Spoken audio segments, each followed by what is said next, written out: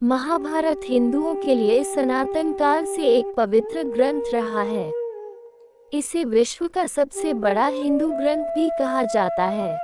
महाभारत में करीब 1 लाख से अधिक श्लोक हैं, जिसमें अधर्म पर धर्म की जीत का वर्णन किया गया है।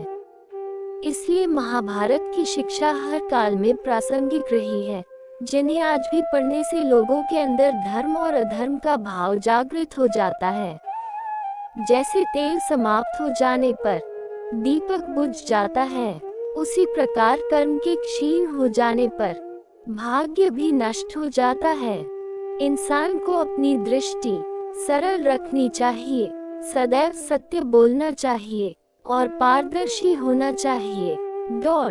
जो मनुष्य नाश होने वाले सब प्राणियों में संभाव से रहने वाले अविनाशी परमेश्वर को देखता है, वही सत्य को देखता है।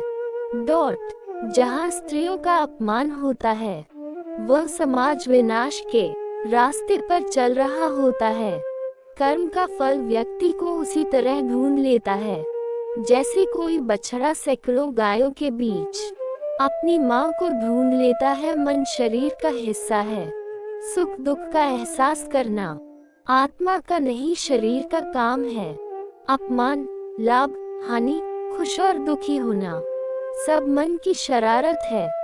यदि अपने पास धन इकट्ठा हो जाए तो वह पाले हुए शत्रु के समान है, क्योंकि उसे छोड़ना भी कठिन हो जाता है।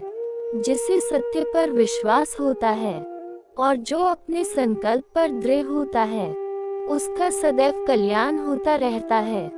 यदि व्यक्ति स्वयं पर अभिमान करने लगता है तो उसको भी अंत में दुर्योधन जैसी मौत मिलती है।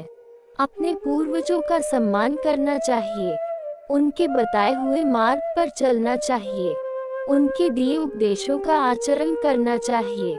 मानव का सच्चा धर्म यही है कि उसे जो स्वयं के लिए अच्छा नहीं लगता, वैसा उसे दूसरों के साथ भी नहीं करना चाहिए। जो व्यक्ति सत्य, धर्म, सम्मान इत्यादि जगहों पर अपना शीश झुकाता है, वह व्यक्ति यशस्वी होता है।